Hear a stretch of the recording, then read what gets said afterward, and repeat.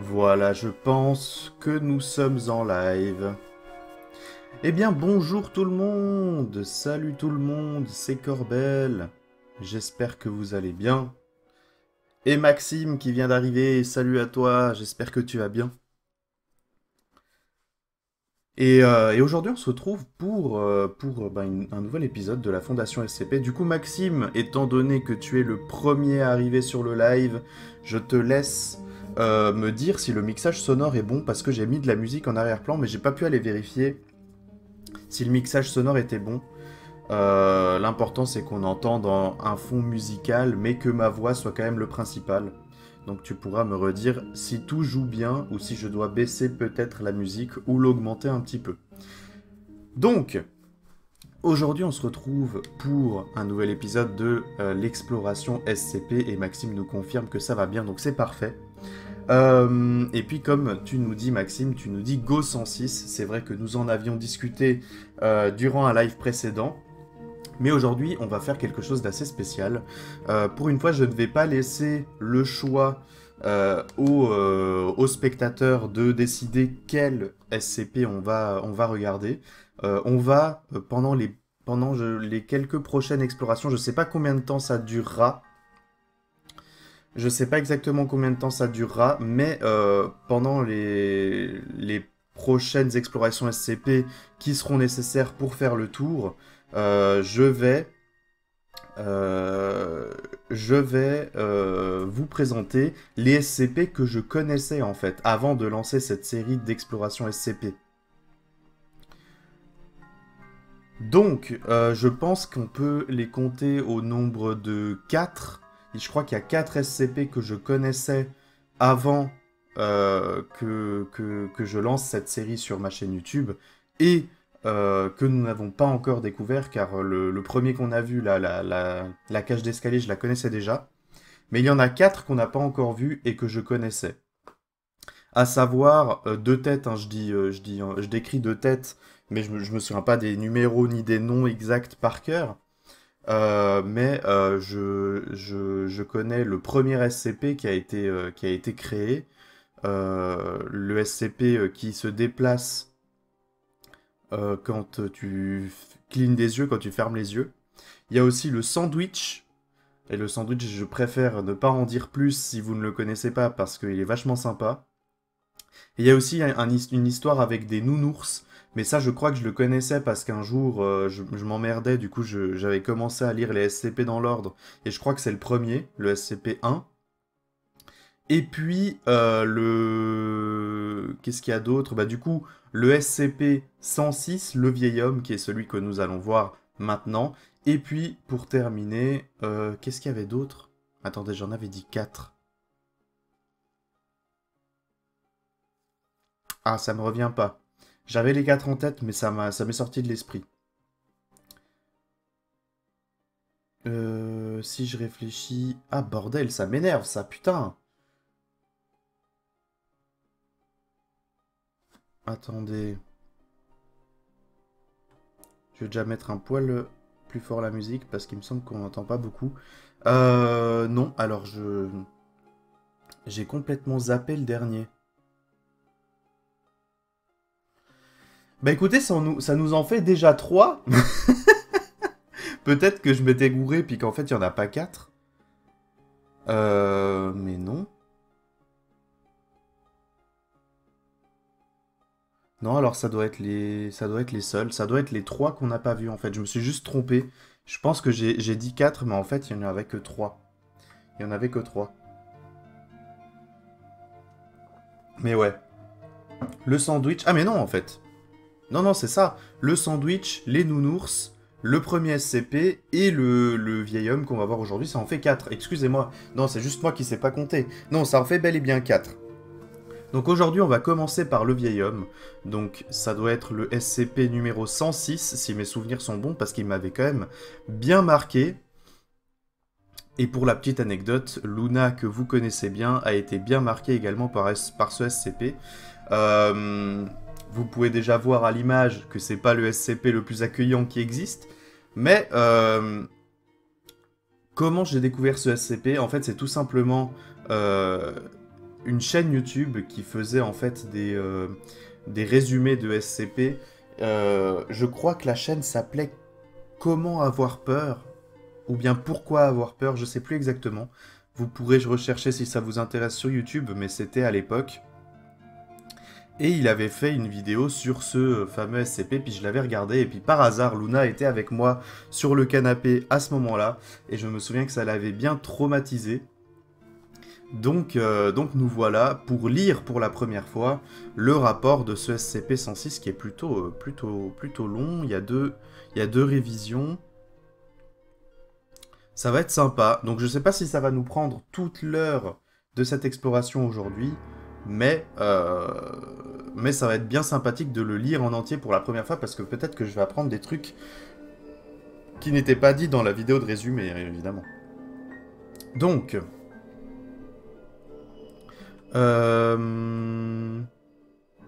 Maxime qui a mis son message en avant pour nous dire il y a 2 comptes sur lui et il y a des liens sur le rapport. Attends, j'essaie de comprendre ce que tu dis.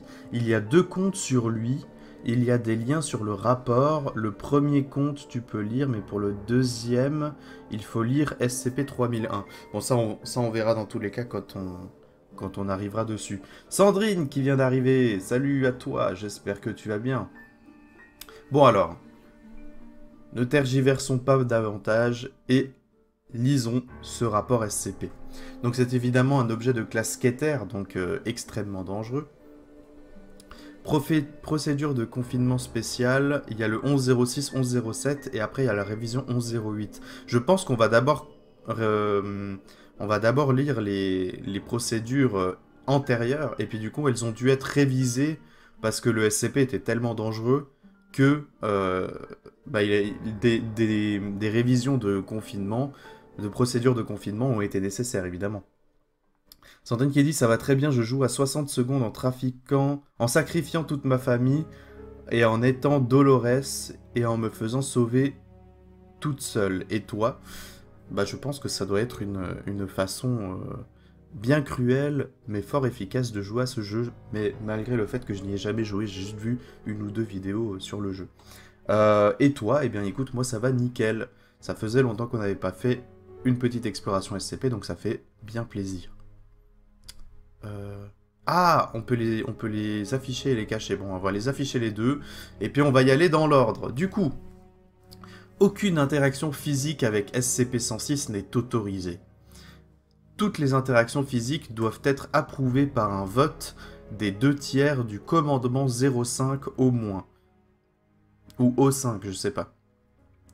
Et ne peuvent avoir lieu que dans le cadre d'un test. Tout le personnel, recherche, sécurité, classe D, etc. doit rester à au moins 20 mètres de l'enceinte de confinement à tout moment, sauf pour l'entretien et la réévaluation des contrôles. Ouais, donc en gros, ils déconnent, mais alors pas du tout avec les procédures de confinement de ce SCP. Maxime qui nous dit c'est O5, d'accord. Sandrine qui dit c'est très difficile de survivre avec les 4 membres de la famille, c'est pour ça que généralement je sacrifie les enfants puis l'un des 2 parents.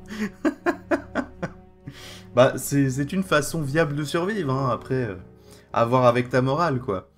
La cellule de confinement doit être maintenue en suspension dans une cellule secondaire dont les parois doivent être à au moins 30 cm de distance des parois extérieures de la première cellule. Ça m'avait marqué, je me souviens à l'époque. Donc en fait, la cellule, elle est en suspension à l'intérieur d'une autre cellule qui doit en aucun cas être en contact, que ça soit pour les 6 murs, avec la première cellule. Donc je sais pas s'ils utilisent un autre SCP surnaturel pour mettre en lévitation la première cellule dans l'autre, ou s'il y a simplement un câble au plafond qui la retient, mais je sais pas si le câble justement pourrait mettre en péril la procédure de confinement.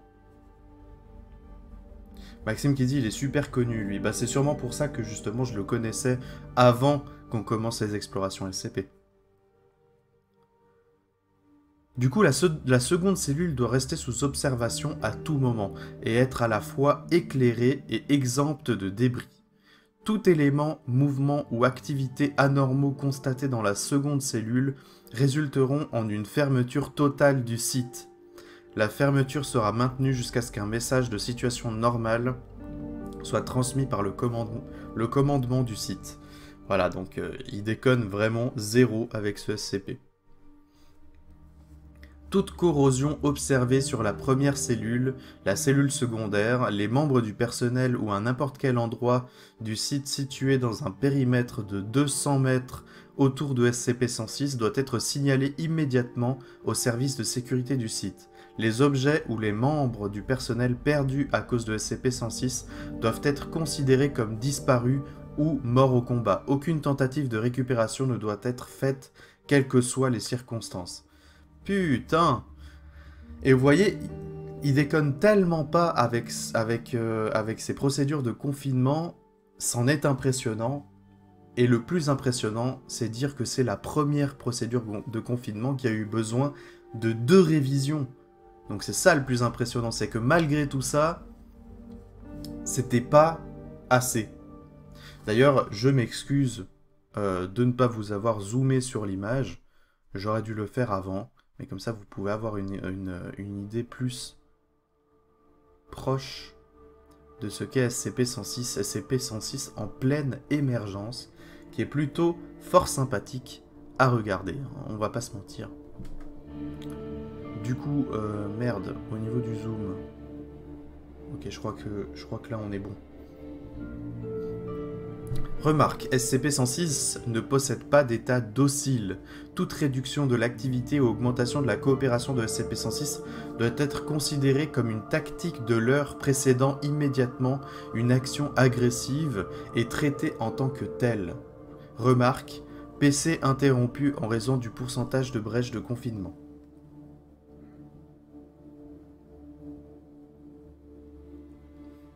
Maxime qui nous dit c'est normal, c'est un Keter. Ben, j'ai l'impression que même pour un Keter, il est particulièrement vénère quand même. Hein. Et Sandrine Popa qui dit que c'est un loup-garou. Je suis pas un expert dans les légendes de loup-garou ou quoi.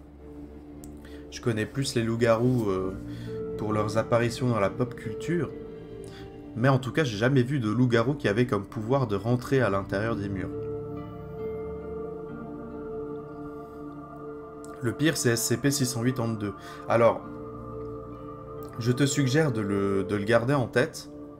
Et puis, quand on aura fini à l'avenir, dans un avenir plus ou moins proche, parce qu'on fait une exploration SCP de temps en temps, quand on aura fini de faire tous les 4 SCP que je connaissais avant que nous lancions dans ces explorations, je redonnerai la main au chat, et du coup je te suggère de le garder en tête et de le reproposer à ce moment-là. Donc, il y a eu des révisions qui ont dû être nécessaires pour les procédures de confinement, et on va voir les premières révisions qui ont eu lieu. Donc, aucune interaction physique avec SCP-106 n'est autorisée. Toutes les interactions physiques doivent être approuvées par un vote des 2/3 du commandement O5 au moins, et ne peuvent avoir lieu que dans le cadre d'un test. Tout le personnel, recherche, sécurité, classe D, etc. Putain, mais ça m'énerve parce que la musique, j'ai l'impression que parfois elle est méga forte, parfois elle est pas super forte. J'ai pas choisi la meilleure compilation sur YouTube, hein, j'ai l'impression. Le gars, il était pas super fort en mixage sonore. Doit rester au moins à 30 mètres de l'enceinte de confinement à tout moment, sauf sur ordre direct du commandement du site. SCP-106 doit être contenu dans un conteneur scellé, constitué de 16 couches d'acier plombé, toutes séparées par au moins 18 cm d'espace ouvert. Le conteneur doit être maintenu en suspension par un système de courant continuel au sein d'un milieu fluide. Ah, voilà. Donc en fait, ils utilisent un courant magnétique, je pense, pour maintenir en suspension les 16 couches d'acier plombé. Putain, ils ont mis 16 couches maintenant. Enfin bref, du coup, ce milieu doit être remplacé dans un cycle de 48 heures et doit être constamment surveillé contre toute intrusion ou corrosion. Ah non, de corrosion. Donc en fait, la corrosion, ça doit sûrement être un signe de manifestation de SCP-106. Toute corrosion observée sur la première cellule, la cellule secondaire, les membres du personnel ou à n'importe quel endroit du site situé dans un périmètre de 200 mètres autour de SCP-106 doit être signalé immédiatement au service de sécurité du site. Les objets ou les membres du personnel perdus à cause de SCP-106 doivent être considérés comme disparus ou morts au combat. En fait, d'accord, c'est le même texte, mais ils ont révisé tous les nombres, j'ai l'impression, toutes les distances sont augmentées, le nombre de couches a été augmenté également. Donc en fait, ces révisions sont là parce que ils ont jugé que les valeurs qu'ils ont mis dans les premières procédures de confinement étaient pas suffisantes en fait. Ouais, donc ils redisent qu'il n'a pas d'état docile. Ah, l'observation de SCP-106 a montré qu'il y avait une légère résistance lors de la traversée du plomb ou de matériaux similaires. L'épaisseur de la matière ne semble faire aucune différence. En outre, de multiples couches de matériaux minces semblent ralentir SCP-106, le forçant à entrer et réémerger plusieurs fois. Les fluides semblent également plonger temporairement SCP-106 dans la confusion.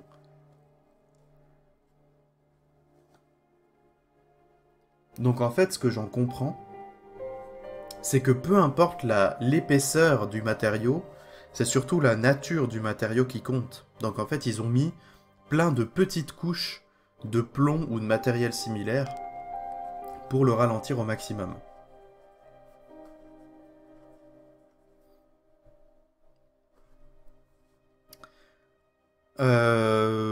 Et puis du coup c'est tout, j'ai l'impression. Hein. Il y a quand même une remarque qui dit que les PC sont interrompus en raison du nombre important de brèches sur de multiples surfaces. Le système d'agitation du fluide provoquait une dispersion de la corrosion lors des brèches de confinement, résultant en de multiples brèches et en une défaillance totale du confinement. Donc en gros, ça n'a toujours pas suffi, et c'est pour ça qu'ils ont dû réviser encore une fois les procédures de confinement.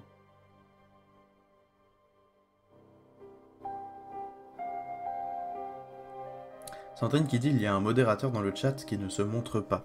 Bah les modérateurs n'ont pas besoin de se montrer, ils ont juste besoin de surveiller. Je crois que ça arrive qu'il y a des modos qui viennent justement juste pour faire la surveillance mais qui participent pas parce qu'ils sont en train de faire autre chose à côté ou je ne sais quoi. Et qui sont là en stand-by. Mais là si tu parles du fait que tu as eu ton message qui a été autorisé malgré que tu as mis le mot pété, qui apparemment est un mot que Twitch bannit automatiquement.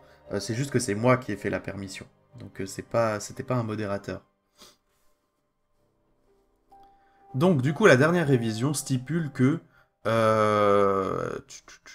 ils redisent la même chose dans le premier paragraphe. Par contre, ils disent qu'on doit rester à au moins 60 mètres de l'enceinte du confinement à tout moment. J'ai l'impression que ça augmente à chaque fois. Donc il doit être contenu dans un conteneur scellé, constitué d'acier plombé. Voilà, parce qu'ils ont découvert que le plomb, ça aide. 40 couches cette fois-ci, et non 16 ou 32, je me souviens plus combien ils ont dit. 36 mètres d'espace vide entre les couches. Et doit être suspendu à au moins 60 cm de toute surface par un soutien électromagnétique.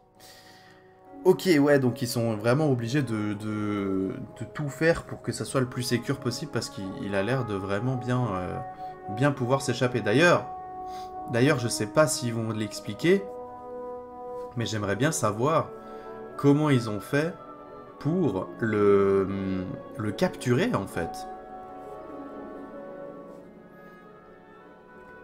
La zone de confinement secondaire doit être composée de 16 cellules sphériques, chacune remplie de divers fluides et possédant un ensemble aléatoire de surface et de soutien. Ok, d'accord. Donc est-ce que le fait que les surfaces est-ce que ça veut dire que la nature des surfaces... Attendez. Attendez, j'ai un peu peur là parce que je viens de me rappeler et je viens de voir que j'ai complètement oublié d'enlever le micro de mon casque et j'ai peur que ça enregistre avec le micro du casque. Non, c'est bien avec le micro de tes pieds. Bah du coup, pour être sûr, je vais même l'enlever en fait. Je vais enlever le micro du casque. Voilà, excusez-moi. Mais donc, ce que j'allais dire, c'est... Est-ce que ça veut dire que si il doit changer, justement... si toutes les couches sont de matières différentes, ça veut dire qu'il doit changer de procédé pour rentrer dans les matières, et du coup, est-ce que ça prend plus de temps pour lui? Parce que moi, instinctivement, si j'avais compris que le plomb, ça le ralentissait, j'aurais mis que du plomb, hein, et pas des matières aléatoires.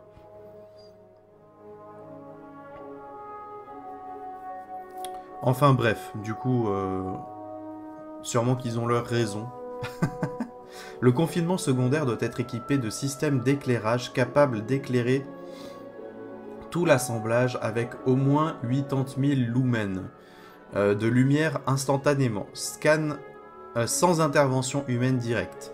Les 2 zones de confinement doivent rester sur surveillance permanente. Toute corrosion observée sur la première cellule, ok là ils redisent.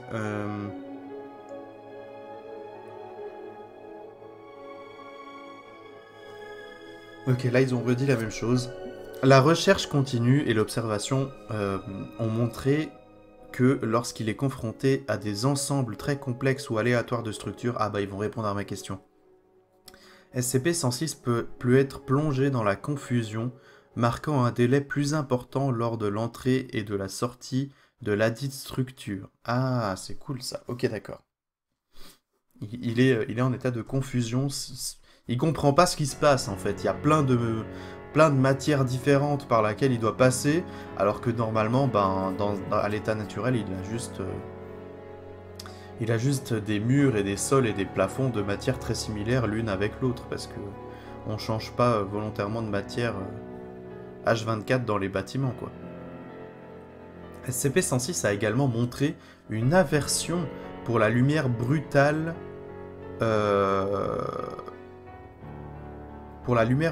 et directe. Ceci ne se manifeste pas sous forme de dommages physiques, mais par une retraite rapide dans sa dimension de poche, générée sur des surfaces solides. Donc en fait, il aime pas trop la lumière brutale et directe, et du coup, s'il y en a une, il va vite retourner dans le mur le plus proche, je pense. Ces observations, ainsi que celles de l'aversion du plomb et de la confusion liquide, ont permis de réduire les évasions de SCP-106 de 43%. Les cellules primaires et secondaires ont également été efficaces dans des incidents de récupération nécessitant le protocole de rappel, L'observation est en cours. Ok, bon, bah voilà pour les procédures de confinement. C'était plutôt sympathique. Ace Honey qui vient d'arriver, salut à toi, j'espère que tu vas bien. Hey, t'as pensé à faire de la pub? Comment ça j'ai pensé à faire de la pub? Les seules pubs que j'ai fait, c'était il y a pas mal de temps. Mais peut-être que tu parles d'autre chose. En tout cas, bienvenue sur le live, installe-toi confortablement. Du coup, au niveau de la description, déjà, on a une petite image d'une porte qui a eu des dommages suite à la corrosion due au passage de SCP-106, du coup. Dommages dus à la corrosion sur la cellule primaire originelle, les procédures de confinement ont été revues depuis. Ah voilà, bah c'était... En gros, c'est les dommages après que il y a eu des problèmes avec les premières procédures de confinement, et du coup, ils ont dû faire des révisions, genre avec les pubs Google. Alors oui, j'avais fait des pubs pour la chaîne, mais c'était il y a longtemps, je sais pas quand c'était la dernière pub. Je crois c'était... Je crois bien que la dernière pub, c'était quand j'avais sorti mon avis sur The Last of Us 2, donc ça devait être... Ça devait être fin 2020, il me semble, je sais pas. Ça fait longtemps. Mais ouais, j'avais fait quelques pubs avec les pubs Google à l'époque. Mais c'était un peu pour me sortir la tête de l'eau. Mais j'avais fait des vidéos d'explication de pourquoi et de comment j'avais fait ces pubs. Je vous y renvoie sur la chaîne. C'est dans la playlist des vidéos d'hiver, je crois. Mais maintenant que j'ai sorti la tête de l'eau et qu'il y a un public, je ne fais plus de pub. Déjà, d'une part, parce que j'en ai plus besoin. Et d'une autre, parce que ça coûte cher quand même, bordel de merde. mais ouais. Non, je ne fais plus de pub récemment, en tout cas. Les messages prennent longtemps à s'afficher, je suis au Canada. Ah d'accord. Bon bah, eh bien, bienvenue. Bienvenue sur le chat. Et puis je pense que chez toi, il doit être le matin. Donc, bon réveil à toi, je pense. Après, peut-être que je me trompe. Mais en tout cas, bienvenue sur le chat, bienvenue sur le live. Ça fait plaisir de t'avoir parmi nous. Du coup, pour la description de SCP-106, il semble être un humanoïde âgé avec une apparence générale de décomposition avancée. Son apparence peut varier, mais l'effet de pourriture reste observé sous chaque forme. Son apparence peut varier, ok. 106 n'est pas exceptionnellement agile, il peut rester immobile durant des jours, dans l'attente d'une proie. Eh bien, vous avez 6 heures de plus que nous. Ah, bah voilà, du coup, toi, il doit être 10h30, 11h30, non, 9h30, 9h30. Ouais, sûrement 9h30 chez toi. Si mes calculs sont bons, eh oui, eh oui.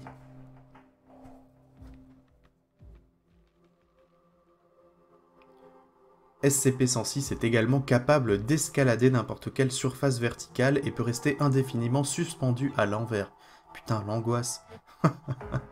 Lorsqu'il attaque, SCP-106 tente de neutraliser ses proies en endommageant les organes principaux, les muscles ou les tendons, puis il emmène sa proie handicapée dans sa dimension de poche. Il semble préférer comme proie les hommes dans les 10 à 25 ans. Putain, faut vite que je prenne de l'âge, hein, il faut que je dépasse les 25. La Suisse, c'est pas 7 heures de plus, il est 16h27 chez toi, Corbel, non? Non, il est 15h27, il n'y a pas de différence... Il n'y a pas de différence Il n'y a pas de décalage horaire entre la France et la Suisse, pas du tout.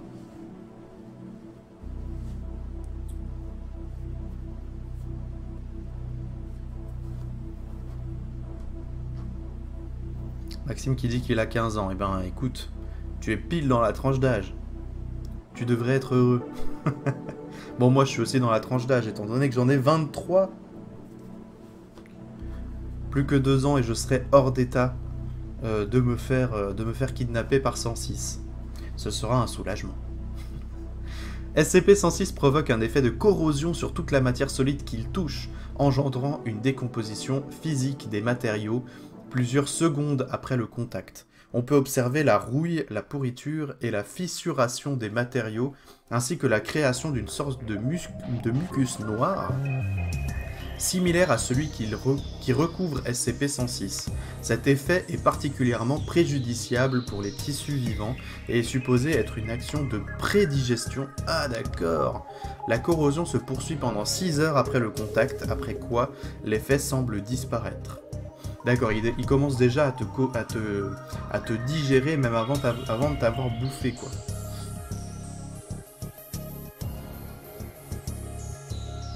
« 23 ans, c'est vieux. » Eh oui, le Corbel se fait vieux, mon Dieu.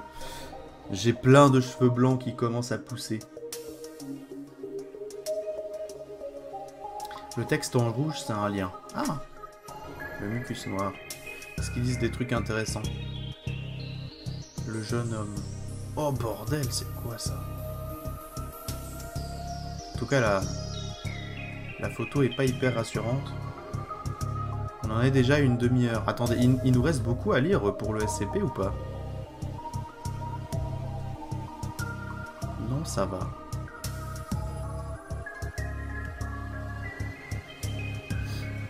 Non, ça va, il nous reste pas beaucoup. Bon, bah moi, ce que je vous propose, c'est que je vous lise cette petite histoire.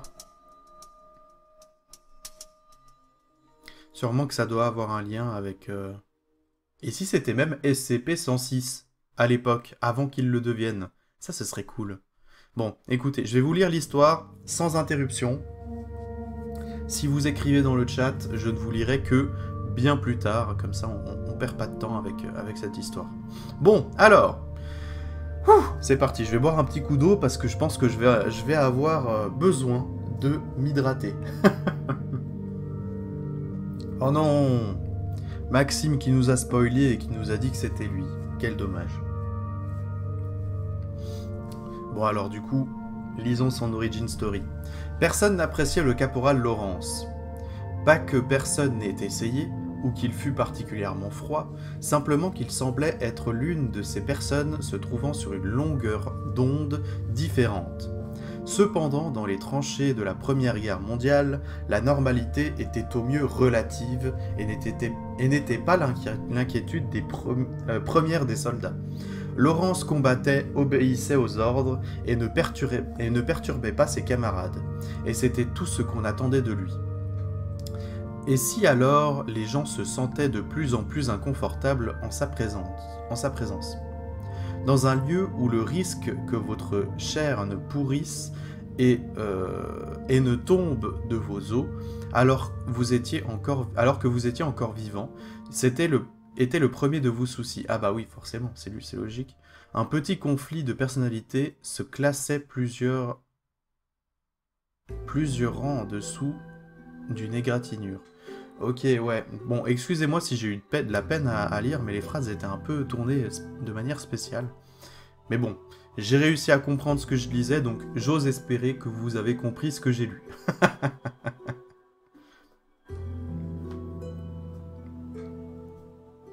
Lawrence, pour sa part, s'en inquiétait comme s'il en était toujours inquiété. C'est-à-dire qu'il ignorait complètement l'existence de tels sentiments à son égard. De même qu'un homme aveugle de naissance ne saurait pleurer le souvenir des couleurs, le caporal Lawrence ne pouvait déplorer l'absence de compagnie. Il était silencieux, n'ayant personne à qui parler, et immobile, n'ayant rien à faire pendant de longues périodes. La tranchée ennemie, située à moins de 2 km, s'était tue depuis plusieurs jours, laissant l'ennui et la nervosité s'installer encore plus profondément que d'habitude, sans compter le malaise semblant émaner de Lawrence comme des vagues de chaleur.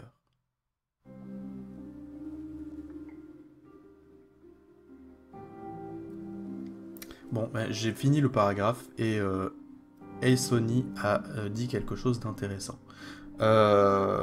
Pourquoi tu ne te lances pas dans d'autres réseaux sociaux comme TikTok, etc. Ça pourrait pub ton Twitch. Eh bien, c'est drôle que tu dises ça parce que oui, j'ai déjà fait un compte TikTok parce que vous n'êtes pas sans savoir que j'ai fait plusieurs shorts pour la chaîne YouTube depuis quelques temps et du coup je les poste également sur TikTok. Donc voilà. Je pense que d'ailleurs, j'ai pas mis le lien TikTok à beaucoup d'endroits. Parce qu'en fait, j'avais fait le TikTok plus dans l'optique de utiliser la visibilité qu'offre TikTok, qui est quand même une assez grosse visibilité, pour choper des gens sur TikTok et les amener sur YouTube et Twitch, mais j'avais pas pensé à l'inverse. Donc en fait, j'avais juste posé le lien une fois dans le Discord, mais je l'ai jamais mis nulle part autre part. Mais si jamais vous avez envie de chercher le TikTok de la chaîne, c'est tout simplement Corbel, et malheureusement Corbel tout court était déjà pris, donc j'ai juste mis Corbel avec un tiré du bas à la fin.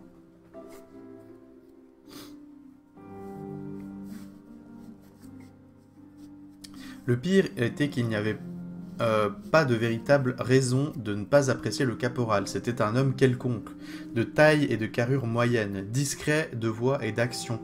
Personne ne pouvait se souvenir s'il avait jamais haussé la voix de joie ou de colère. Il avait cependant certaines manières étranges. Il fixait parfois les gens 1 ou 2 battements de cœur plus longtemps qu'il n'était acceptable. Il dormait par ailleurs rarement, et ses camarades d'abri racontaient qu'il marmonnait constamment dans son sommeil. La teneur de ses monologues nocturnes, lorsqu'ils étaient compréhensibles, était souvent bizarre et potentiellement dérangeante. Un soldat de 2e classe demanda même de changer de quartier après avoir entendu le nom de sa fille passer les lèvres du caporal Laurence, suivi d'un rire gargouillant étouffé. Ah putain, l'angoisse! L'angoisse. On racontait que s'il avait été envoyé en sortie par ses commandants, c'était plus par désir de l'éloigner que pour ses talents de soldat somme toute ordinaire. Lui et 14 de ses camarades furent envoyés par-delà l'étendue cauchemardesque et ravagée du No Man's Land, séparant les tranchées avec pour mission la reconnaissance et si possible la prise des positions adverses. Beaucoup semblaient espérer que Laurence aurait l'opportunité de prouver sa dévotion à son pays en accomplissant le sacrifice ultime. Ouais, ils espéraient qu'il crève, quoi. C'était alors qu'il était parti pendant cette attente longue de 3 jours où les hommes retenaient leur souffle, se préparant à un bombardement inopiné, que quelqu'un commença à poser des questions. Là où plutôt il était presque considéré tabou d'aborder le sujet du caporal Laurence, depuis son départ de lui et de son aura, la rumeur semblait maintenant se déchaîner. Personne ne se souvenait qu'il ait jamais parlé d'un chez-soi. Aucune lettre parfumée n'arrivait et aucune lettre humide et couverte de poussière ne repartait. Il parlait souvent de ses rêves et parlait parfois avec les hommes de nourriture et de plaisirs oubliés, mais jamais avec une réelle passion. Les questionnements commençaient même à remonter le long de la chaîne de commandement jusqu'aux rangs les plus élevés. Personne ne put retrouver ses ordres de stationnement. Il serait arrivé avec une escouade venue de France en renfort, mais aucune trace écrite ne fut retrouvée. Le reste de l'escouade n'avait jamais vu l'homme avant qu'il ne soit embarqué avec eux la nuit précédant le départ. Avec les survivants d'autres unités décimées par les Allemands, la rumeur courant parmi les hommes du rang suggérait que le caporal était une malédiction, que presque tous les hommes qui auraient partagé une casemate avec lui auraient attrapé le pied de tranchée et que les pièces qu'il hantait semblaient sentir plus encore que d'habitude le moisi et la pourriture. Hey Sony qui dit bon, je dois y aller, je reviendrai dans un prochain live. Eh bien je te souhaite une très bonne fin de journée, Hey Sony, et merci d'être passé, c'était cool. Et puis bonne suite du coup. Les hommes envoyés dans le No Man's Land avec le caporal Laurence étaient au courant, mais ne se souciaient que peu de tout cela. Un soldat parmi tant d'autres, tous avec un certificat de décès à leur nom, n'attendait qu'un tampon qui pouvait tomber à tout instant. Ils se déplaçaient rapidement et au ras du sol, de cratère en cratère, glissant dans la boue humide et trébuchant sur le fil barbelé. La seule chose qui semblait pousser dans cette énorme étendue désolée, couvrant les derniers mètres et en chargeant et se jetant dans la tranchée, ils ne furent pas accueillis par l'aboiement des fusils et des ordres en allemand, mais par un lourd et épais silence. Redoutant une embuscade, les hommes commencèrent à explorer les tunnels et les couloirs de la tranchée. Les hommes déjà nerveux ne furent pas assurés par leurs investigations. Putain, j'ai vraiment de la peine à lire, hein, c'est incroyable. Les tranchées sentaient la moisissure, la sueur avec un arrière-goût de fruits pourris. Une substance visqueuse et écœurante semblait s'être accumulée dans chaque renforcement, chaque fissure poisseuse, comme de la colère et provoquant des démangeaisons. Dans un monde où rats et insectes allaient jusqu'à essayer de vous voler votre nourriture alors même que vous la mangiez, ils ne virent aucun signe de vie, pas même d'une mouche. Un dépôt d'armes gît dans un chaos innommable, des munitions répandues dans le sol, des fusils éparpillés comme un cure-dent, comme des cure-dents. Un mess est réduit à une ruine. C'est quoi un mess? Je sais pas. Un mess est réduit à une ruine, ses tables et ses chaises empilées au centre de la pièce, tordues et carbonisées, des rations vraisemblablement piétinées dans la poussière par d'innombrables pieds, et toujours rien, vivant ou mort, ne fut découvert par les soldats de plus en plus nerveux. Le deuxième classe Dixon, il faut toujours un Dixon, hein, vous aurez remarqué, trouva le premier corps et parvint à alerter ses camarades avant de vomir. Oh là là, c'est long! Mon Dieu, c'est long! On va dépasser l'heure, c'est sûr. Ils purent deviner qu'il se fût agi autrefois d'un homme uniquement parce que rien d'autre d'une telle taille n'aurait pu se trouver là. Il gissait sur le sol d'un dortoir, l'entièreté du sol. La chair avait été répandue, étalée comme du beurre, sur la terre brute. Des os constellés de trous et déjà pourrissants dépassaient selon des angles aléatoires, tels des arbres morts dans un marais. Le crâne était posé sur l'une des couchettes les plus élevées, tourné face à l'encadrement de la porte. 10 os de phalanges blanchis enfoncés dans les orbites fissurées. Un homme qui s'était approché pour l'inspecter découvrit que l'arrière du crâne avait été défoncé et que la masse pourrissante spongieuse d'une langue avait été placée dans la cavité autrement vide. D'accord. C'est joyeux tout ça. D'autres restes furent bientôt découverts, chacun plus étrange et perturbant que le précédent. Un cercle de mains dans un poste de garde, 10 d'entre elles, les doigts entrelacés, les poignets brisés et en lambeaux, 2 hommes dans un tunnel, leur peau momifiée, telle du cuir, orbite vidée, mâchoire ouverte, un angle impossible, leurs vêtements déchirés couverts d'une écume noire et huileuse, les latrines repoussent même les plus endurcis, tremblants et s'étouffant, débordant d'excréments et d'abats, des morceaux de viande flottant, suintant dans la boue infâme, toute la surface parsemée de ce qui ressemblait à des milliers de globes oculaires miroitants, nerfs et tendons se déployant comme des queues de poisson.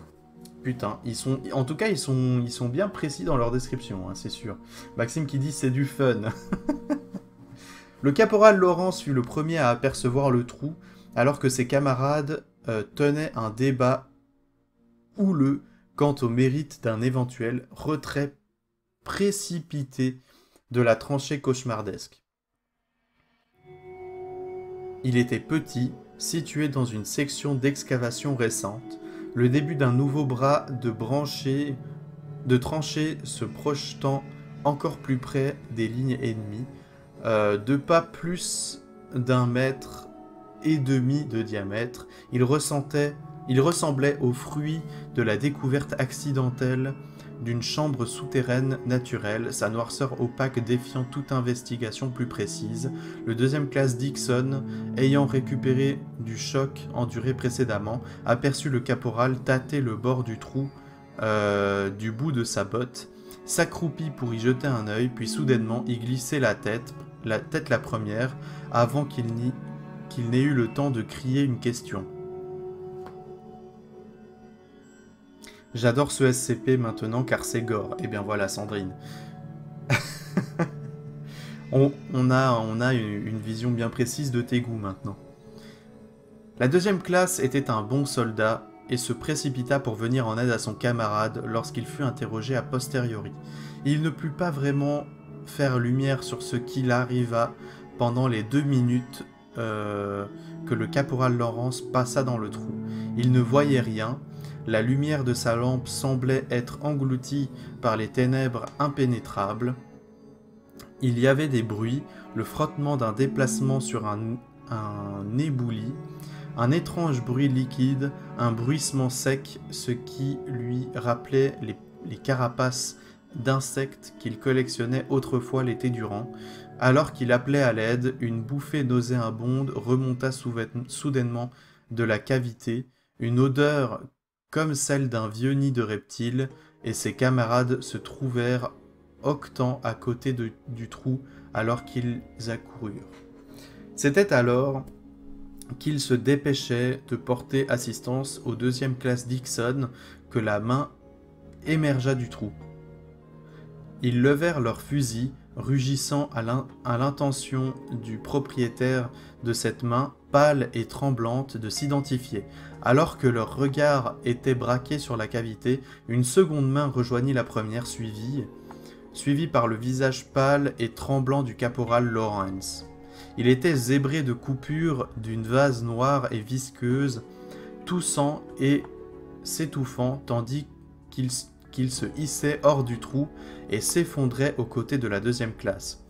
Alors qu'il se précipitait pour les aider, le caporal vomit un flot de la même boue repoussante qui le recouvrait, son corps recroquevillé en évacuant encore plus de ses pantalons souillés, dans ses pantalons souillés. Ils hésitaient à le toucher et s'y résolurent lorsque le flot apparemment sans fin de crasse se fut tari. Il était au bord de l'inconscience, ses yeux écarquillés et son regard halluciné, son corps mou comme celui d'un poisson.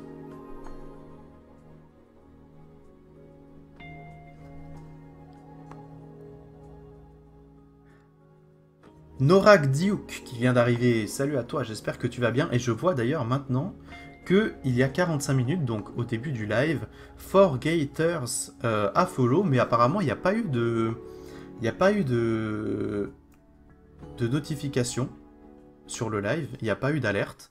Donc je sais pas si c'est un bug ou bien si, comme on avait vu la dernière fois, je crois que c'était quand Coco avait follow ou s'était abonné. Je crois que quand Coco s'était abonné avec son Prime, l'alerte était venue que à la fin, genre 1 heure après. Et je sais pas du coup en fait si lors du follow ou de l'abonnement, les gens peuvent choisir si l'alerte se déclenche ou pas, ou si c'est juste un bug et que ça arrivera plus tard. Mais quoi qu'il en soit, je te remercie beaucoup 4Gators pour le follow, ça fait super plaisir. Les hommes quittèrent du coup la tranchée à toute vitesse, portant le caporal. Ils fuirent sans se soucier du danger du No Man's Land. Ils le traversèrent en temps record avant de se jeter dans leur tranchée familière, tremblant et hoquetant. Un homme connu pour avoir tué un soldat allemand avec une brique, gisant recroquevillé sur le sol en un tas de sanglots.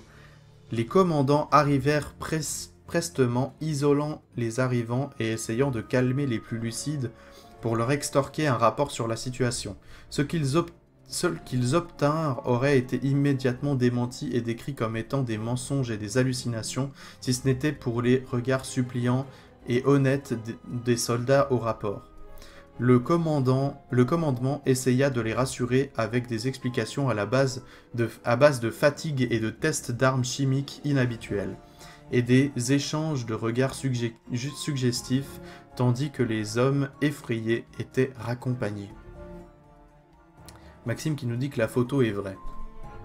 Alors on y arrive après, mais ça m'étonnerait pas en fait que ça soit juste une photo d'un soldat pendant la Première Guerre mondiale, et il voulait sourire à la caméra, mais la colorimétrie, soit elle a été modifiée, soit la colorimétrie de base donne cet aspect creepy. Du coup, ceux qui ont fait le SCP se sont dit que ça pourrait être cool de la reprendre, du coup, je pense. J'en étais où, moi ?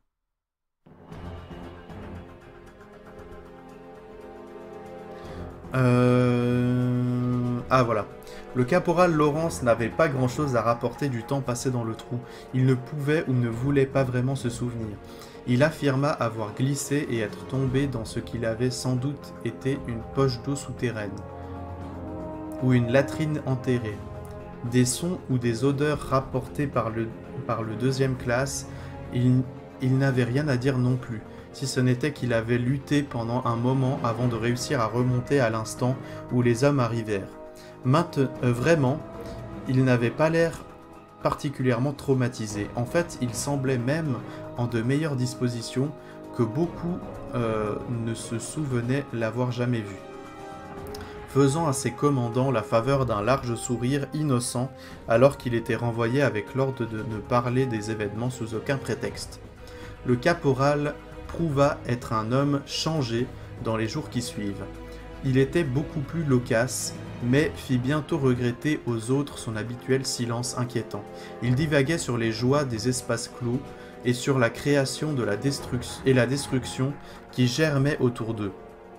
Il radotait sur des plaisirs humains oubliés, dont l'étendue et l'âge en firent certains menacer le caporal d'une mort douloureuse et silencieuse. Ce qui ne semblait qu'élargir encore plus son sourire permanent.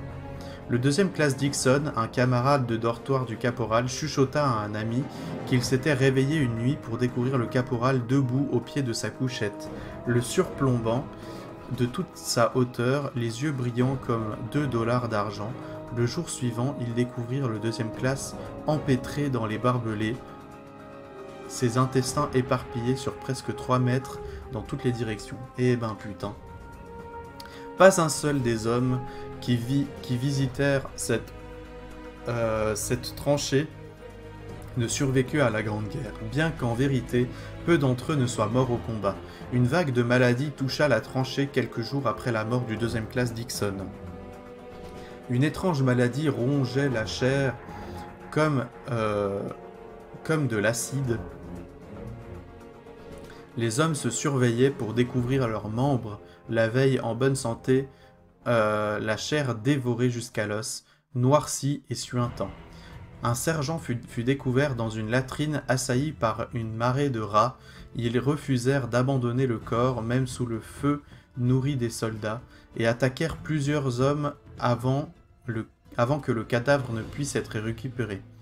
Le soulagement vint enfin lorsque la plupart des malades furent envoyés vers divers hôpitaux, beaucoup parmi eux expirant avant même de trouver leur lit. Le caporal Lawrence fut placé en détention provisoire dans un asile français où il fut transféré après que l'hôpital qui l'accueillait à l'origine ait porté plusieurs plaintes. Son comportement semblait indiquer une instabilité mentale grandissante, qui culmina par une tentative d'agression sexuelle sur une infirmière, qui se solda par la perte de 3 doigts de la main droite et de la vision de l'œil droit de cette dernière. Le caporal passait alors son temps à divaguer avec les autres patients, chuchotant à propos des halls sans fin, de poursuites dans l'obscurité et de chairs ouvertes comme les pages d'un livre. Ces sautes d'humeur furent expliquées comme autant de symptômes de la fatigue causée par la guerre, même alors que son comportement devenait moins violent et plus dérangeant. Il disparut à plusieurs reprises de l'asile pour ne réapparaître que plusieurs heures plus tard, comme si de rien n'était. Lorsqu'il était interrogé, il commençait à chanter « My Bonnie's Lies Over the Sea » d'une voix monotone, jusqu'à ce que les docteurs partent exaspérés. D'autres patients commencèrent à réclamer d'être éloignés du fou chuchotant. Une odeur rance de moisi empestait l'air en sa présence, et des symptômes d'infection et de l'étrange maladie dévorante qui affligea sa tranchée d'origine semblaient le suivre où qu'il soit. L'administration tenta à plusieurs reprises de transférer l'homme pour seulement se heurter à une confusion bureaucratique. Aucune trace de lui ne put être trouvée, aucun formulaire d'engagement, aucune recommandation, aucun incident, pas même un certificat de naissance. Tout du long, il restait assis des heures durant, les jambes croisées, sur son lit, fredonnant occasionnellement d'un ton discordant, divaguant sur les noms de ses codétenus, entre deux ricanements étouffés. Une nuit de novembre, le caporal Lawrence, ainsi que 18 autres hommes disparurent pendant la relève des infirmières à 3 heures du matin. La chambre puait la rouille, l'huile et la moisissure. De larges taches d'une épaisse substance noire couvraient les lits de plusieurs des murs, couvrirent les lits et plusieurs des murs, et formaient sur le sol des flaques corrodant le plancher. Des hommes, il n'y avait à la première vue aucune trace. Alors qu'elle fouillait, une infirmière poussa un lit sur le côté et hurla alors qu'elle faillit trébucher dans l'une des dépressions puantes et affaissées. Des centaines de ce qui semblait être des dents humaines formaient sur le sol une spirale régulière. Après le décompte, elles purent rassembler l'équivalent de la dentition de toutes les âmes qui habitaient l'asile encore quelques heures auparavant, sauf une. Jamais le caporal ne fut retrouvé, ni lui, ni les autres hommes. L'incident se perdit dans le flot des nouvelles de la guerre et fut rapidement oublié. Des rumeurs concernant une tranchée maudite circulèrent sur le front, souvent prises pour de la simple malchance. Malgré cela, elles continuaient d'arriver. Des histoires parlant de morts inexpliquées, d'hommes disparaissant pour ne réapparaître que quelques jours plus tard, vivants mais brisés et tordus au-delà de toute compréhension. Des histoires parlant d'une étrange figure sombre hantant les villages bombardés d'Europe. Il semblait que cette photographie soit la seule image du caporal Lawrence jamais enregistrée, prise plusieurs jours après qu'il émergeât du trou dans la tranchée allemande. Ah ouais, la photo est pas mal, hein. J'aime bien la photo, elle a bien un aspect creepy. Plutôt cool. Bon, c'était l'origin story de SCP-106. Putain, c'était long, hein. C'était long. Ils auraient quand même pu faire un truc un peu plus court, mais bon, je pense que les gens sont des passionnés. Donc ils sont plutôt chauds à faire le truc à fond. SCP-106 est donc capable de passer à travers la matière solide, laissant derrière lui une grande tache de son mucus corrosif. SCP-106 est capable de disparaître à l'intérieur de la matière solide en entrant dans ce qui est supposé être une dimension de poche, mais je crois que j'ai déjà lu ça.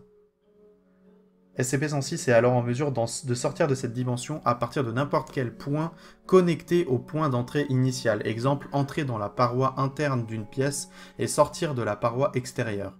Entrer dans un mur et sortir du plafond. On ne sait pas si cette dimension est le lieu d'origine de SCP-106 ou un simple repère créé par SCP-106. Une observation limitée de cette dimension de poche a montré qu'elle doit être composée majoritairement de salles et les chambres avec supprimé entrée. Cette activité ne peut se poursuivre pendant plusieurs jours, avec une certaine chance d'être libéré dans le but d'être traqué et recapturé.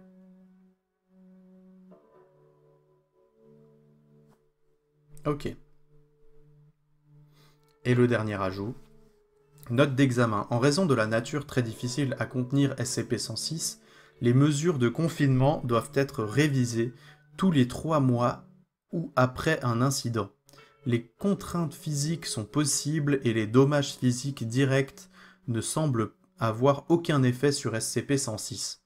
Les mesures appliquées actuellement, datant de telle date, tournent autour de l'observation de base et de réponses immédiates à certaines situations.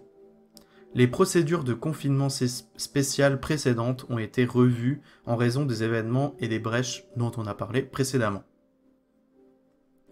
Note sur le comportement. SCP-106 semble passer par de longues périodes de sommeil pendant lesquelles il restera parfaitement immobile pendant un maximum de 3 mois.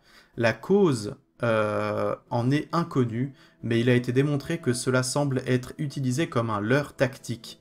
SCP-106 sortira de cet état dans un état très agité et va attaquer, enlever le personnel et causer des dommages violents à sa cellule de confinement et au site dans son ensemble. Le protocole de rappel. Je sais pas de quoi il parle par ce protocole de rappel.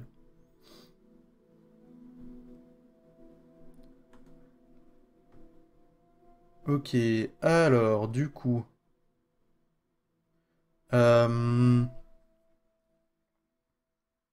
SCP-106 semble chasser et attaquer par plaisir et non par faim. SCP-106 va attaquer et recueillir ses proies multiples au cours d'une période de chasse, en gardant de nombreuses proies vivantes dans la dimension de poche durant de longues périodes. SCP-106 n'a pas de limite déterminable et semble recueillir un nombre aléatoire de proies lors d'une période de chasse. La dimension de poche semble être uniquement accessible par SCP-106. Ah bah ils vont parler du protocole de rappel après en fait. Les appareils d'enregistrement et de transmission fonctionnent toujours à l'intérieur de cette dimension. Bien que les enregistrements et les transmissions soient très dégradés, il semble que SCP-106 joue avec les proies capturées et qu'il ait le plein contrôle du temps, de l'espace et de la perception à l'intérieur de cette dimension. SCP-106 semble... Quand je clique sur données supprimées, ça m'explique juste qu'il y a des données supprimées par sécurité ou bien...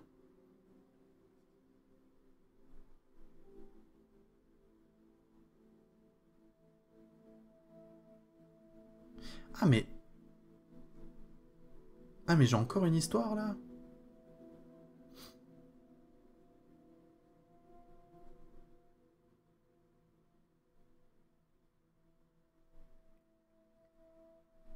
Ah, je sais pas si on va la lire, hein. Parce qu'ils disent quoi du coup? Il semble que SCP-106 joue avec ses proies et qu'il ait le plein contrôle du temps et de l'espace et de la perception dans cette dimension. Ah, ok, donc là il y a un témoignage en fait d'un enlèvement, je pense. Bon, écoutez, on est lancé, tant pis si on dépasse l'heure, on va lire. Quand on fait un SCP, on le fait jusqu'au bout. Alors, du coup, lisons ce fameux témoignage. Jusqu'à ce que la mort nous sépare. Elle n'avait pas entendu, pas du premier coup. À cette heure de la nuit, les laboratoires étaient déserts, la totalité du site 120 était pratiquement vide. Corridors sombres et silencieux, bureaux fermés, équipements expérimentaux, tapis dans les chambres obscures, aucune anomalie n'était confinée sur le site.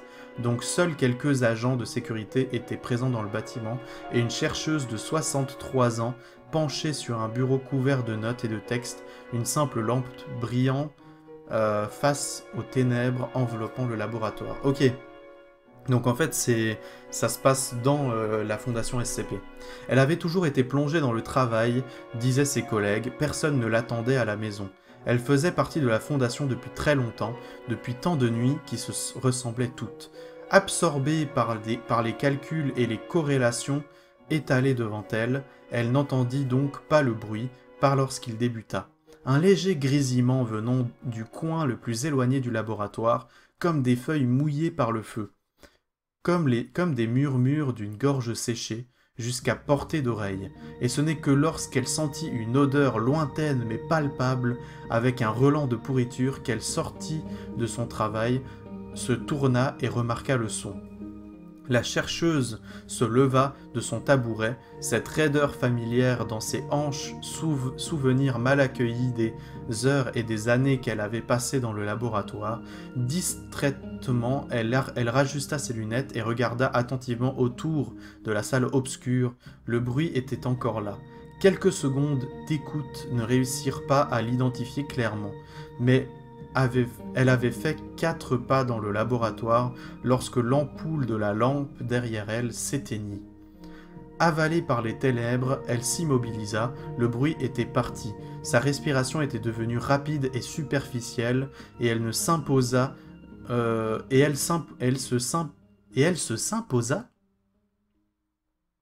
ne veut rien dire, monsieur. Et elle se s'imposa, du coup, et elle s'imposa 2 inspirations profondes avant de prendre son téléphone et allumer une lampe torche. Bon, après, il faut quand même être indulgent, ce sont des amateurs qui font ces textes. Après un instant d'hésitation, elle se retourna vers le plan de travail pour voir ce qui était arrivé à l'ampoule. Maxime qui dit « Il faut lire SCP-3001 pour ce compte ». Ah bon? Parce que c'est quoi SCP-3001? On va pas le lire maintenant, hein, je vous rassure, mais... C'est quoi SCP-3001?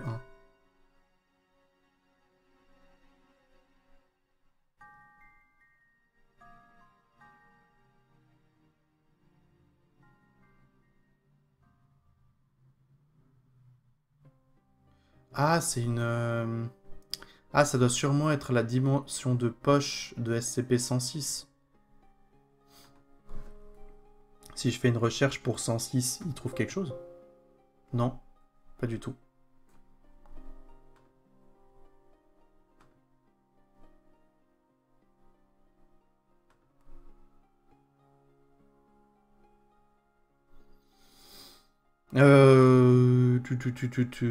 Bon, bah, en gros, c'est la dimension de poche de SCP-106, quoi.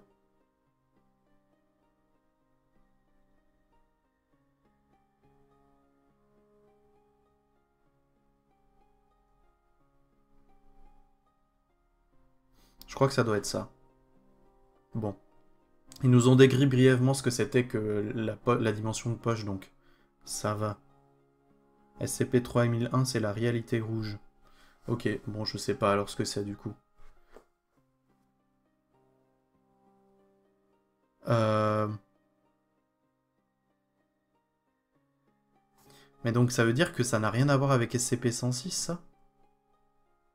Franck, merci mon Dieu, sa poitrine lui pesait. Arrêtez-vous maintenant, c'est cria Franck. Ah ouais, non, en fait, ça n'a rien à voir. Moi, je pensais que c'était le vieil homme qui allait...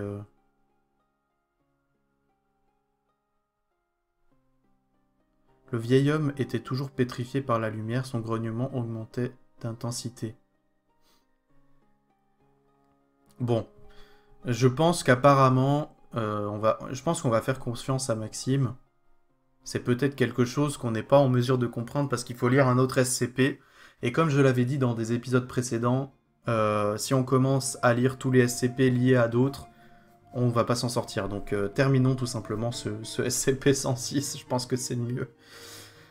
Du coup, qu'est-ce que c'est que ce fameux protocole de rappel? En cas de brèche de confinement de SCP-106, un humain dans les 10 à 25 ans sera préparé pour le rappel, avec la cellule de confinement compromise, replacée et prête à l'emploi. Lorsque la cellule est prête, le sujet leur doit être blessé, de préférence par la rupture d'un os long comme le fémur ou la rupture d'un tendon important, comme le tendon d'Achille. Le sujet leur sera alors placé dans la cellule préparée et le bruit émis par ledit sujet sera transmis via le système de sonorisation public du site. Ah ouais, c'est hardcore. Bah voilà sûrement comment ils ont fait pour le capturer. Mais du coup, si jamais il s'échappe, ou bien pour capturer SCP-106, ils doivent sacrifier quelqu'un, quoi. SCP-106 commence généralement à se diriger vers le sujet l'heure dans les 10 à 15 minutes après avoir entendu ses cris. Si SCP-106 ne réagit pas à l'émission initiale, un traumatisme physique supplémentaire doit être administré au sujet l'heure toutes les 20 minutes jusqu'à ce que SCP-106 réponde. Plusieurs sujets l'heure peuvent être utilisés dans le cas de rupture de confinement majeure. SCP-106 va généralement entrer dans un état de sommeil après avoir terminé avec un sujet l'heure. En outre, les sujets peuvent... Et là, il n'y a pas de lien par contre. Mais par contre, on a une photo d'un agent après avoir été libéré par SCP-106. Le sujet est resté vivant 1 heure après sa libération. Voilà à quoi il ressemble après la sortie de la dimension de poche. En plus, SCP-3001, c'est une heure de lecture. Ouais, donc c'est un SCP, quoi. Bon, et ben écoutez, moi j'aime beaucoup ce SCP. Je trouve que le côté creepy, il est bien fait. Le fait qu'il peut sortir de partout, ça donne évidemment une belle peur viscérale. Les photos sont quand même bien flippantes, on va pas se mentir. Et puis de ce qui se passe par rapport aux victimes, c'est plutôt bien flippant aussi. Et comment ils font pour capturer SCP-106 en sacrifiant des gens, c'est assez hardcore si on se met à leur place. Et puis j'ai beaucoup aimé aussi en fait du coup le témoignage avec l'origin story de SCP-106 à la tranchée avec cette photo qui apparemment est une vraie photo. C'était un peu long, mais j'ai beaucoup aimé. J'ai beaucoup aimé. Je sais pas ce que vous en pensez vous, mais moi j'aime bien ce SCP. Et du coup pour terminer notre exploration SCP d'aujourd'hui, on va aller voir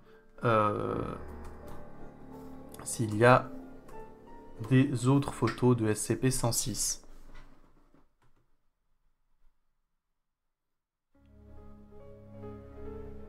Donc ça, c'est la photo officielle. Là, il y a une photo... Ouais, il y a pas mal de photos sympathiques, hein. Mais c'est vrai que c'est un SCP qui fait bien flipper, quoi. J'aime beaucoup.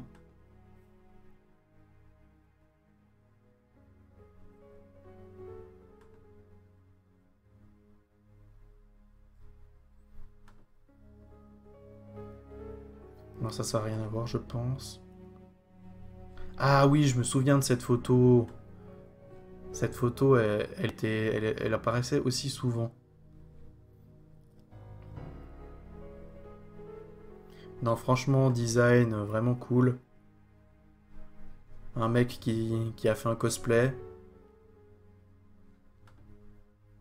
La photo originale dans les tranchées. Ah bah une version colorisée. Oh putain, le flip.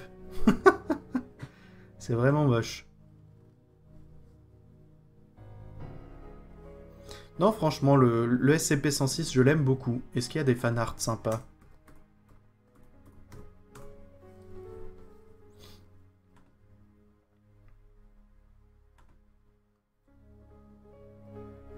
Bah ça, c'était un très beau fanart, hein, on va pas se mentir. Celui-là est sympa aussi. Celui-là était très beau également. Il y a des gens qui ont du talent, hein. Il y a des gens qui ont beaucoup de talent. Et puis d'ailleurs, c'est ça qui est cool de faire des SCP un peu plus connus. C'est que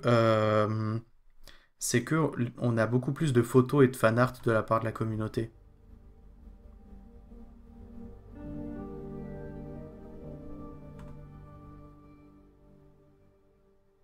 Bon, et bien écoutez, je pense qu'on va pouvoir s'arrêter là pour cet épisode. Ce SCP était vraiment sympa. Max qui vient d'arriver, salut à toi, j'espère que tu vas bien. D'ailleurs, tu arrives au bon moment, parce que c'est toi qui avais payé à l'époque la récompense c'est mon choix pour que nous fassions du Hollow Knight, et nous allons passer sur du Hollow Knight maintenant, car nous avons terminé avec le SCP-106. Donc voilà, SCP-106, pour résumer, un très bon SCP, qui gère très bien la peur, qui je comprends bien pourquoi il nous avait marqué quand on était plus jeune avec ma sœur. C'est sûr que c'est un SCP très flippant. J'avoue, je vais être honnête avec vous, l'ambiance de la vidéo avec laquelle j'ai découvert le SCP participait beaucoup à cet aspect flippant parce que le youtubeur il avait vraiment fait une ambiance sombre et assez oppressante et puis du coup ça avait beaucoup impacté, je pense, l'aspect peur. Et là, en le relisant, c'est sûr que ça fait beaucoup moins peur. Mais le SCP est quand même bien flippant. Et du coup, si on doit prendre en compte uniquement la lecture d'un SCP, pour l'instant, le SCP qui m'a quand même fait le plus de frissons dans le dos, c'était quand même le premier qu'on a vu dans la cage d'escalier. D'ailleurs, si je devais dire le moment qui m'a fait le plus... le plus peur dans ce SCP, c'était pas dans le rapport du SCP, mais c'était bien dans l'origin story. Et c'était vers le début. C'était quand il avait dit... Je sais pas si j'arrive à retrouver...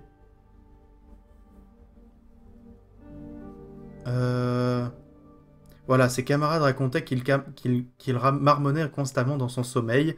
La teneur de ses monologues nocturnes, lorsqu'ils étaient compréhensibles, était souvent bizarre et potentiellement dérangeante. Et c'est là que ça m'a fait un petit frisson dans le dos, parce que c'est très très très très intelligent d'avoir fait ça, où il dit « Un soldat de 2e classe demanda même à changer de quartier, après avoir entendu le nom de sa fille passer les lèvres du caporal Lawrence, suivi d'un rire gargouillant étouffé.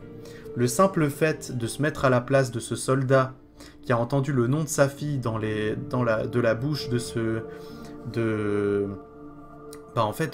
ce caporal qui, au passage, s'il souriait tout le temps comme ça, on va pas se mentir que tout le monde aurait peur de lui. Mais le simple fait que le nom de sa fille, dont évidemment le caporal Lawrence n'était pas censé connaître, en avoir la connaissance, le simple fait que le nom de sa fille sorte de sa bouche pendant la nuit et qu'il rigole après, j'avoue que c'est très intelligent, ça fait peur, ça fait peur. On se met à la place de ce soldat, c'est logique que ça fasse peur. Donc voilà, j'espère que ce SCP vous aura plu. Moi j'ai bien aimé le redécouvrir plusieurs années après et dans sa totalité. Et je pense que je vais tout simplement faire mon outro. Merci à toutes les personnes qui ont été là pendant ce live SCP. Et vous pouvez évidemment laisser un like et un commentaire, ça fait toujours plaisir. Vous pouvez liker la vidéo et la partager, ça aide énormément. Vous pouvez aussi rejoindre le Discord, dont le lien est en description, pour continuer à discuter avec la communauté moi-même en dehors des lives. Vous pouvez aussi vous abonner et à la chaîne YouTube et à la chaîne Twitch si ce n'est pas déjà fait pour être au courant des prochains lives et des prochaines vidéos que je ferai. Et pour terminer, vous pouvez aller sur le lien Tipeee, qui est également en description, pour me soutenir, que ça soit gratuitement en regardant un petit clip de 1 minute, ou bien de manière payante, en me faisant un petit don contre des contreparties intéressantes. Dans tous les cas, moi je vous souhaite le meilleur pour la suite, et je vous donne rendez-vous très prochainement pour de nouvelles vidéos et de prochains lives. C'était Corbel, out.